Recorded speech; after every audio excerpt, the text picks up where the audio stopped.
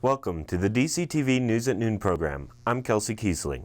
And I'm Kendra Cook. The Southwest TV Translator Association underwrites the news, and Dolores County Broadcasting Network provides the support for DCTV. Here at the News at Noon show, we assemble the best and most interesting news we can find from the area, and Jerry Tope brings you the local weather. Give us a call with news tips or topics you'd like to see covered. The number is 677-4119. We appreciate that you're watching DCTV. Today's show is live on Monday at noon and rebroadcast at 2:30 and 8 p.m. and again re-aired on Thursday at noon, 2:30 and 8. Today is September 19th, 2016. Now let's get to the news. Reported in the Durango Herald, emergency communications centers from across the state have filed an official complaint following 9/11 outages, 911 outages in June and July. It was filed with the Colorado Public Utilities Commission by 12 mostly Western Slope agencies, including the Durango La Plata Emergency Communications Center at the end of August against CenturyLink, Charter Communications, Tri-State Generation and Transmission Association, and other telephone providers. The document lists at least 8 days over a 3-week period when at least one emergency communications center experienced an outage.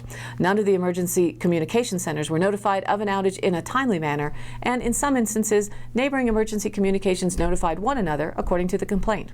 During some outages, 911 calls were handled by other call centers. For example, the June 17th outage in Durango lasted for about 10 hours, and during that time, calls were routed through Montrose.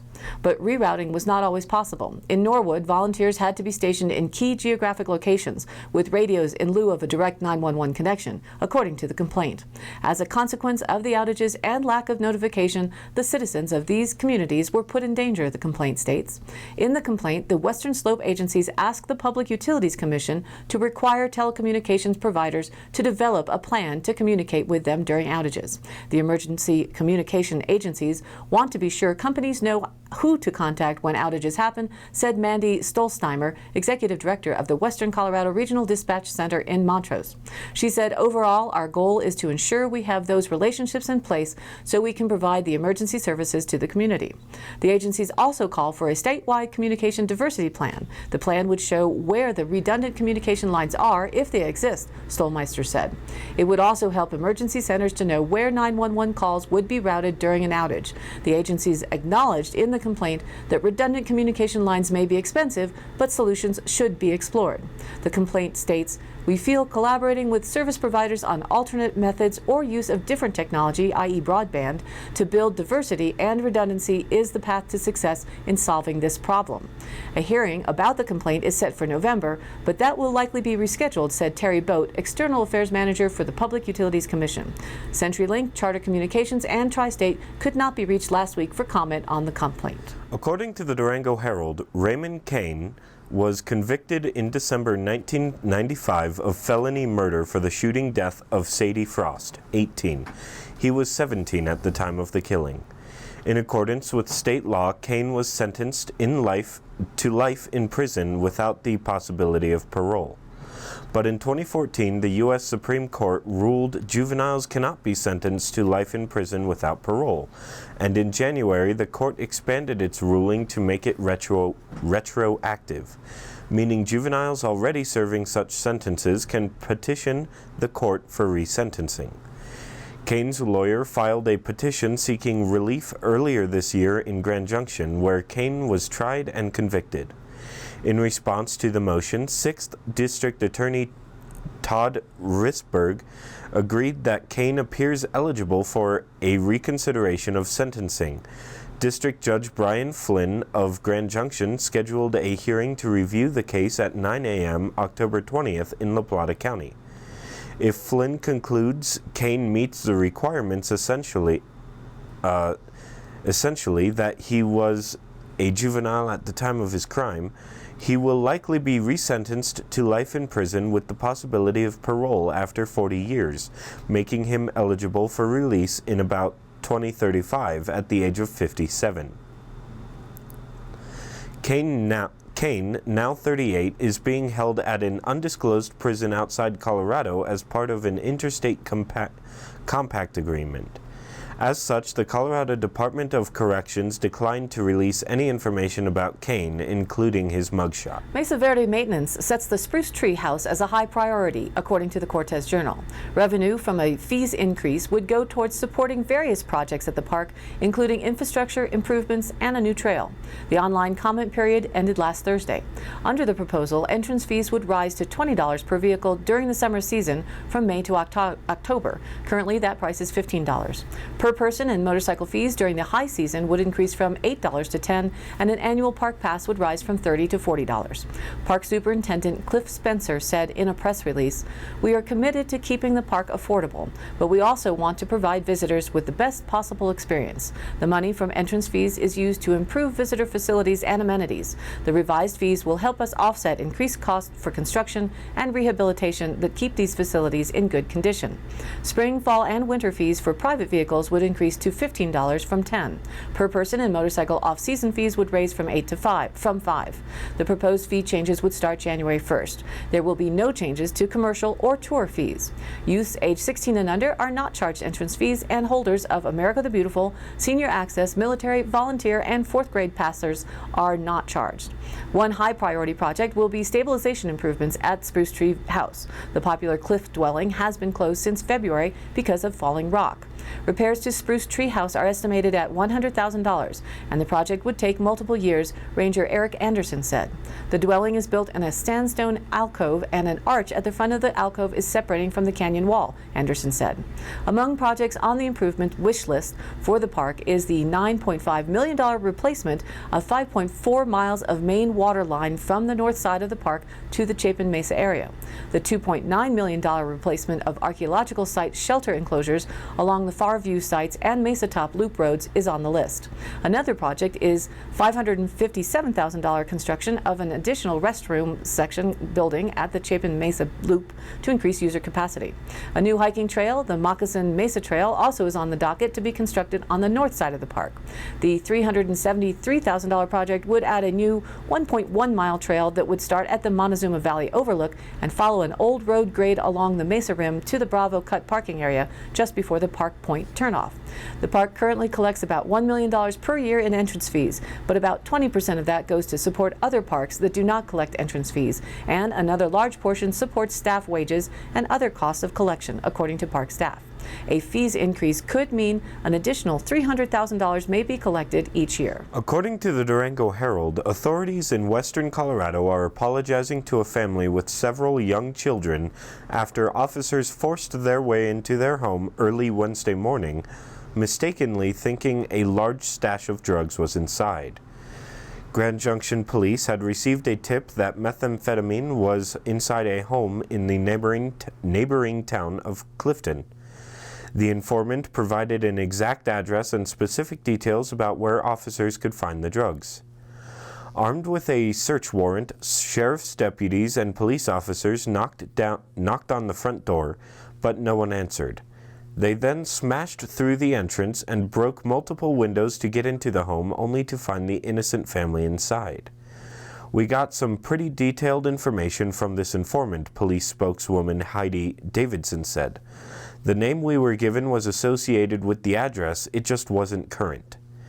The family that lives in the home includes 2 adults and 5 children between the ages of 3 and 12. Davidson said investigators are trying to determine what went wrong and whether the informant is credible.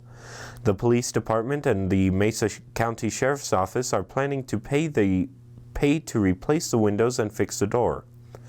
They also are arranging for new carpet to be installed because of concerns about tiny pieces of glass from the broken windows.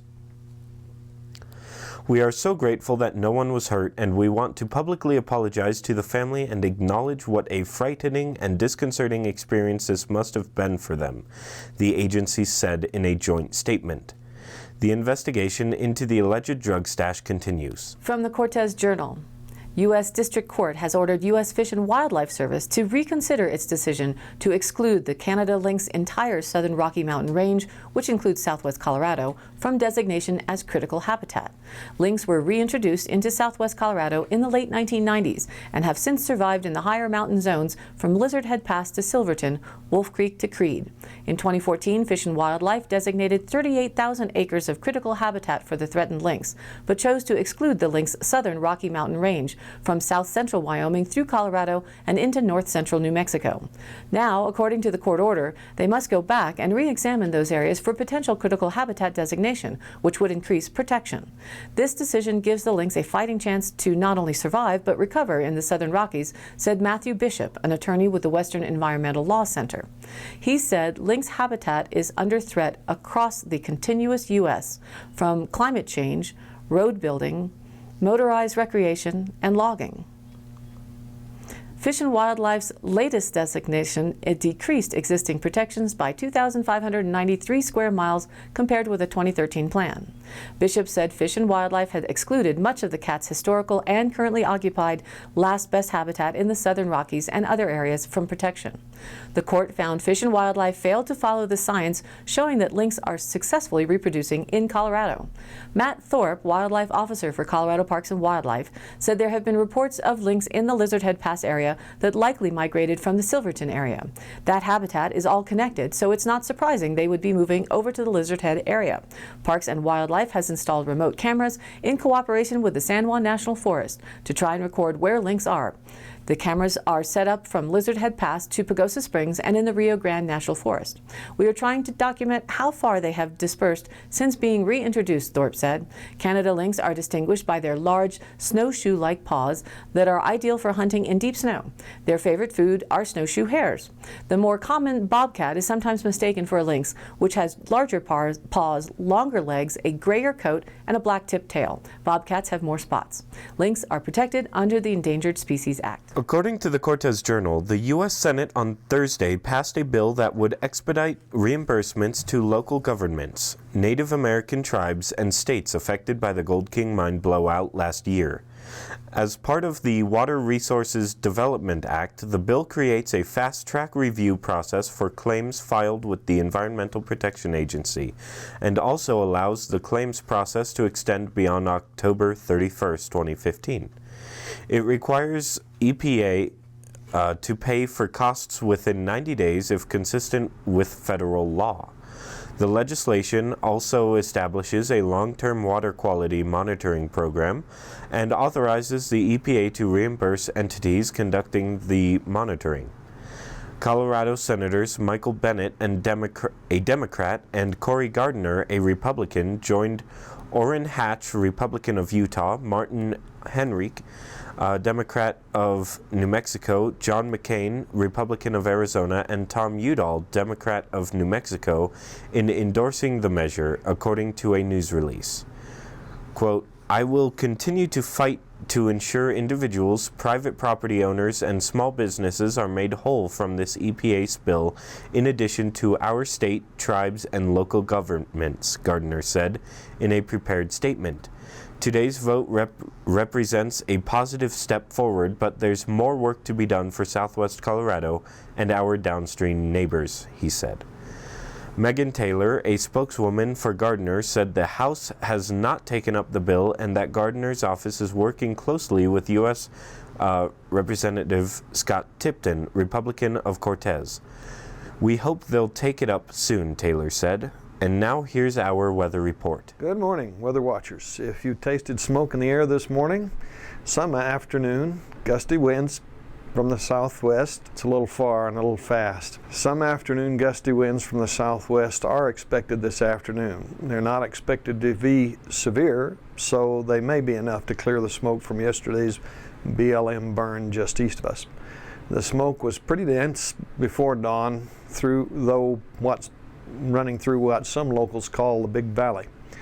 Today's afternoon high is forecast to be about 10 degrees above normal for most areas in our region, and if the breeze clears out the smoke, the evening will be quite nice. The first clouds, though, will begin to arrive this evening from the moisture produced by what's called, or was called, Tropical Storm Payne when I logged in this morning. There in the bottom center of that satellite image. It reached the level of hurricane this morning, so everything I say today may change by tomorrow, as Hurricane Payne is the joker in the deck and likely to strengthen until it reaches landfall in Baja California. That's possibly around 5 a.m. Wednesday and somewhere in the northernmost area of the Baja California Peninsula. What is called an anticyclonic flow around the high-pressure system over Texas will help draw that moisture over our area. By tomorrow morning, we'll have high clouds that'll cover a lot of the area, and chances of rain increase through the day. There's been a lot of disagreement over the weekend as to how much moisture we were to expect from what I call the big three weather computers. And as you might expect, the one with the lowest moisture expected for our viewing area won out in the end, and the global and European centers have changed their views to match. So the familiar and tired old line is rain and scattered showers mostly in and near the San Juans once again for tomorrow. The joker in the deck is Payne. But don't despair, our chances are supposed to increase for Wednesday and Thursday due to an added influence from an incoming system from the northwest. The last time we had these same conditions, we got a little more than forecast before it was all done, and there was no Hurricane Payne involved. Most similar set of circumstances only involved a milder tropical depression. My curiosity will remain high as the week progresses. Just how much or how high will the level of Payne with an E on the end go? As of now, Thursday afternoon to Friday noon is our strongest hope of wider, heavier coverage. Heaviest from midnight till about sunrise, then ending about midday Friday and clear for the weekend. Friday and Saturday night, coolest temps will get near to freezing is the forecast, so if you want to try and stretch out your gardening, you may want to have those dry tomato covers ready. In our national weather, many showers and thunderstorms over most of the East Coast today, and the remains of Tropical Storm Julia will move slowly north to coastal North Carolina, so today will be wet for the East Coast. Possible flash flooding from the northern part of North Carolina to the southeast of Massachusetts today. But drier conditions should move into the mid-Atlantic and northeast tomorrow. But the southeast will have continued showers and thunderstorms. A cold front will move across the Midwest and upper Great Lakes today. Scattered showers and thunderstorms are forecast to accompany the front. Some of those storms could be severe. The frontal boundary will become stationary or almost stationary across the plains Tuesday into Wednesday, with scattered showers and storms possible from the northern Rockies into the Midwest. High temperatures for the next 5 days are forecast to run from the mid-70s through Thursday and then take a dip down for Friday and Saturday to the mid or lower 60s. Lows for the same periods of time will begin in the mid and upper 40s and drop down to near freezing for Friday and Saturday night. Clouding up starting this evening and increasing for several days, with pains will be the rest of the story. Last week's CO2 average stands at 401.33 parts per million. Week before last stands at 400.97 parts per million. 1 year ago, 2015, at 397.30 parts per million. And 10 years ago, 2006, at 379.08 parts per million. And now back to the news. According to the Cortez Journal, in a split decision, the Montezuma County Commissioners blocked a citizen proposal to consider abandoning a 75-foot section of County Road N that borders Bureau of Land Management land. Road N resident Tara Olson requested a hearing to be held to deliberate closing the green-signed county road for public access. She and Chip Olson cited concerns of increased vehicle traffic, parking, and trespassing because of the proposed expansion of the Phil's World Mountain Bike Park. Commissioners held an informal public comment session on the matter on Monday, September 12th, to hear the pros and cons of closing the short section of road. Connie Clementson, field manager for the BLM's Tres Rios office, urged the county to keep the section of road open. Ensuring access to BLM land is critical to our mission. County roads are the most reliable long-term access, she said. Clementson said closing Road N could set a legal precedent for removing public access from other green-signed roads that border BLM and the National Monument lands, such as County Road 20. Public lands are not for the benefit of a few, Clementson said. A lot of our BLM lands are already landlocked. Vacating these roads is not in the interests of the community. A recently released BLM proposal to expand Phil's World shows new trail access from the east end of Road N, but a parking lot and developed trailhead are not in the plans. The commissioners were divided on whether to move the issue forward for an official road abandonment hearing. Commissioner James Lambert said the matter deserved a public hearing and made a motion to set one, but it died for lack of a second. It remains a public road, said Commissioner Larry Don Sukla after the motion failed. We would be hypocrites if we abandoned this county road when we are fighting with the BLM and Forest Service to open up access, he said. In Monday's Marijuana Minute, it's from the Denver Post, reporting Colorado's monthly marijuana sales notched an all-time high in July 2016 as shops sold nearly $122.7 million of medical and recreational cannabis, a 27% increase from July of 2015, according to state revenue data released last Monday. The monthly haul surpasses the previous record notched this past April, a month that includes the annual 420 marijuana holiday, when $117.4 million of flower, edibles, and concentrates were sold. Medical sales accounted for $40.8 million, and recreational sales accounted for roughly $76.6 million of April's total. In July, recreational sales shot to $83.8 million, according to the Colorado Department of Revenue report. Starting in June of this year, a new state law allowed tourists visiting Colorado to buy up to 1 ounce of marijuana per day. The previous daily limit for non-residents was a quarter of an ounce per person. Bolstered by the record month, Colorado's marijuana industry generated $720.4 million in sales through the first 7 months of the year, with recreational and medical accounting for about $465 million and $255 million respectively. During the first 7 months of 2015, marijuana sales totaled $538 million. The record July and banner year-to-date mean that Colorado's coffers are getting a little boost. Through July, the industry has resulted in nearly $105.8 million in taxes and fees put towards state funds such as educational capital, construction grants, and health programs. Those year-to-date totals and the Colorado Legislative Council's fiscal 2015-2016 revenue forecast of $135 million would only make up a sliver of the state's $10 billion general fund and wouldn't be enough to fully fill the $831 million K-12 education funding shortfall, also referred to as the negative factor, said Chris Seifler, economist for the Colorado Fiscal Institute. Colorado is on pace to record more than $40 million in retail marijuana excise taxes, which would then allow for additional funding to be used beyond capital construction, industry observers have said. Wholesale price declines also may diminish the per transaction tax collections, such that budgets and projections need to still be cautious.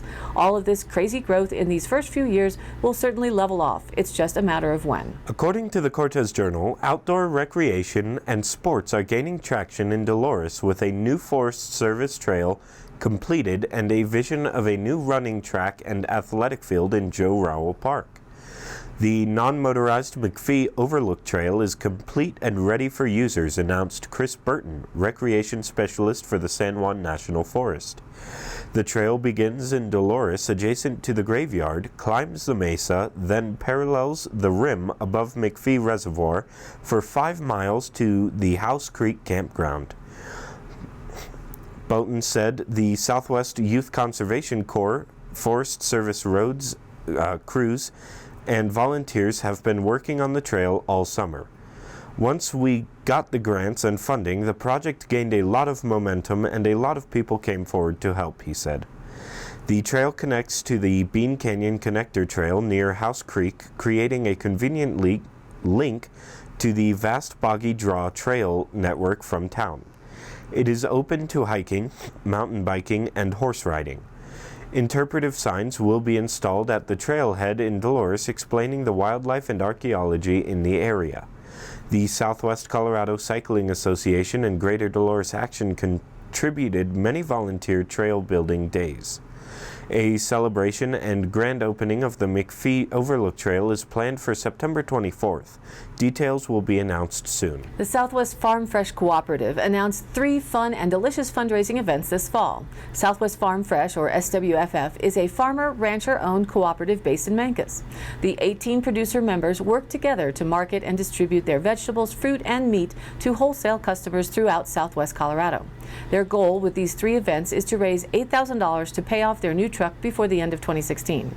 The first offering is to take a farm tour, featuring 4 of the Southwest or SWFF co-op member farms. They're opening their gates to show people where the fabulous food comes from. It's $15 per person. Tour dates are or were September 11th at the Eagle Tree Farm in Dolores, coming up September 25th from 10 to noon at the Tierra Vida Farm in the Animas Valley. On October 9th from 10 to noon, Songhaven Farm is the spot right here in Cajon East. And finally, on October 23rd from 10 to noon, visit the Canyon of the Ancients Ranch in McElmo Canyon. Next up was the Party with the Farmers and Ranchers of the SWFF Co-op. It was a great success this past Saturday at the Farm Bistro in Cortez. On hand, there were a variety of soups made from the co-op's bounty, served with homemade bread. There was music and more tasty food. And continuing this fall, Beers for Farming is a 3rd ongoing fundraiser. Dolores River Brewery and Mancos Brewing Company are donating a portion of their proceeds from beer sales to the SWFF Co-op. So stop by these great microbreweries and have a beer for farming. For more information about all of these events and contact info, go to our DCTV News at Noon Facebook page. And now for the Dolores County Sheriff's Roundup for the week of September 12th through the 18th. Deputies arrested a man on charges of violation of protection order, possession of an illegal weapon, and outstanding warrants. The Sheriff's Office and Dove Creek Fire responded to a truck fire on Highway 141. Dove Creek Fire responded immediately. However, the 1-ton truck was totally involved upon arrival and was a total loss. A welfare check was requested on a Rico resident by an out-of-town family member. A rock slide was reported on Highway 141. A deputy responded to a complaint of threats against a resident's family members. That's it for today's Roundup. Stay tuned tomorrow for more updates. In today's High Country happenings, September 24th at 8 p.m., the Commodores will be playing at the Skyute Casino. General admission is $35, reserve tickets are $40, and VIP are $45. The group has 7 #1 hits with millions of albums sold at the top of their game in the 70s. This pop, funk, and Motown legend had songs you might be familiar with, such as Easy, 3 Times a Lady, and of course, Brick House. September 21st, Durango-La Plata County Job Fair will be at the fairgrounds, 11 a.m. to 2:30 p.m. For more details, contact Cindy Fisher at 375-4599 or Sharon Horms at sharon@durangoherald.com, or go online to fourcornersexpos.com and search for the Durango Regional Job Fair to see the list of participating vendors. Colorado Beaver Creek Fire Update. September 19th, 2016, the total acreage is 38,380 and containment is now at 72%, according to the information available on INSEWeb. The fire is 25 miles northwest of Walden. Here in the Dove Creek area, the smoke that filled the sky on Sunday and sunk in overnight across the area was from one of the controlled burns that was reported on 2 weeks ago. This one was at Doe Canyon area, 1 mile west of Forest Roads 504 and 506, about 10 miles east of Dove Creek. 300 acres of logging burned by hand crews. After this burn, Dolores Ranger District is looking at 3 more upcoming burns. The South Carver RX is 1,424 acres, burned in the Hay Camp Mesa area, south of Forest Roads 556 and 557. Pending favorable weather conditions.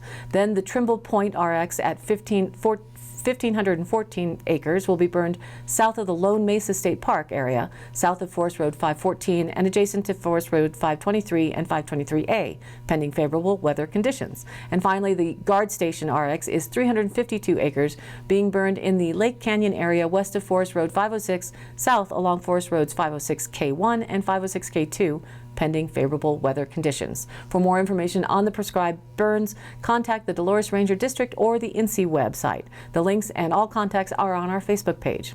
Prescribed fire smoke may affect your health, so for more information, there's also a link to details on wood, smoke, and health. All of the happenings are posted up on our DCTV News at Noon Facebook page, along with the embedded YouTube replays of the live show and the exclusive DCTV 5-day forecast. If you have an event, you can email us at dcbnnews@gmail.com or call us at the station at 677-411-9, and we'll be sure to get it on air. Thanks for tuning in. A reminder that this program is aired live at noon Monday through Wednesday, then rebroadcast at 2:30 and 8 p.m., and again aired Thursday, Friday, and Saturday in the same order at noon, 2:30, and 8 p.m. each day, respectively. Again, check us out on Facebook. We'd love for you to like us there and spread the word. For tomorrow's Talk Tuesday, our in-studio guest will be the Democrat for District 2 Commissioner candidate, incumbent Ernie Williams. We hope you'll tune in for that tomorrow. For Kendra Cook, Jerry Tope, and everyone at DCTV with the News at Noon program out of Dove Creek, USA, I'm Kelsey Kiesling. Thanks for watching. You'll see us again tomorrow.